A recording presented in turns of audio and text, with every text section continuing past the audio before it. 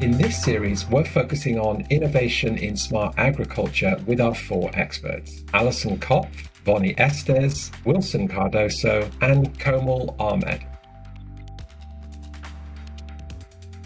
Now, last week we chose to focus on how to create more efficient supply chains to reduce food waste in the industry. Since then, it sounds like lots of ideas have been discussed and researched.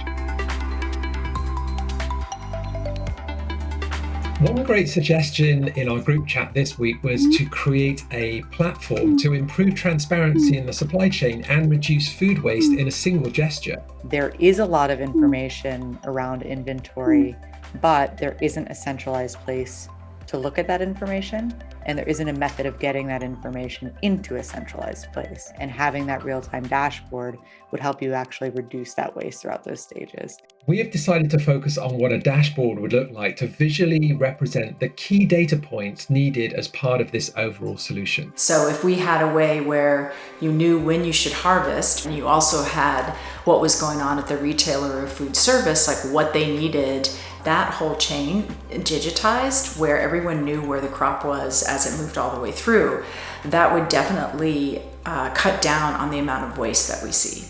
If we can actually do the digitalization of smart agriculture, the impact it will have not only on people's lives, it also has a very positive impact on the planet from a sustainability point of view as well.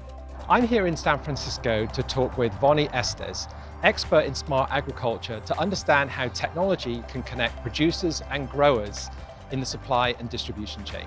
The thing about smart agriculture that's important to me is to be able to use technology to solve some of the biggest challenges in producing food for a healthy planet. I've been working in technology and agriculture since 1984 and have worked on a number of technologies and gotten them onto the farm and producing better food. It's very much aligns with just that mindset of going in and saying, what are the issues? How can we be more efficient? How can we have a higher yield? How can we utilize all these resources better? We actually take our plants and we grow them in these towers. Really, we see controlled environment agriculture, which is the sort of fancy name for what we're doing here, meaning growing indoors, as the next innovation, and also gives our retailer partners and consumers a way to have a sure supply into the future, regardless of what's happening outside. Because I'm so active in this area, I know a lot of the entrepreneurs that are trying to solve some of these problems. Talking to them and thinking about, how are you solving the problem of really getting information across the chain so that there's not wastage. Our company's designs have ability to impact the nutrition for millions to billions of people in the world. Well, Treasury does a lot of things of taking food or waste products that normally wouldn't be used and turning it into something really useful. And so in the context of the project, that's something that we're looking at, is trying to think about what are the different technologies throughout the whole supply chain that deal with food waste. Now, this week we've had a real breakthrough in terms of identifying a potential solution. From the point of conception to the point of getting it moving from the farmer onwards to the consumer.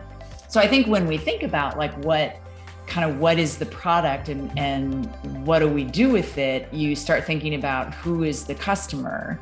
And the customer probably is the farmer, because it's like you said at the very onset, they're the ones that are going to get a return on investment. And so I think that's where you have to start. Let's continue the momentum and really dig into what this dashboard concept could look like and how it could function. This is the biggest challenge that we have ahead. We can make this process a lot smarter, and it can have seismic impacts. I'm excited to see how this unfolds.